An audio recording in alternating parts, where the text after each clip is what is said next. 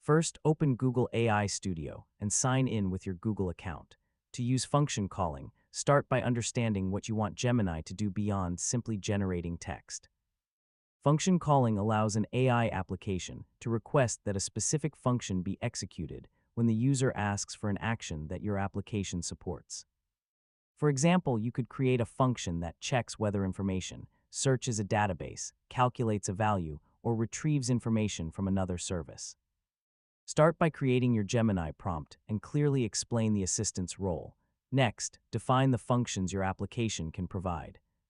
For each function, specify its name, purpose, required parameters, and the type of information those parameters should contain. For example, a function called getOrderStatus could require an order ID and return the current status of that order. Now test your prompt with a request that should trigger the function. Gemini can determine that the user wants an action and return the appropriate function call information instead of simply answering with text. Your application then receives that function call and executes the corresponding function.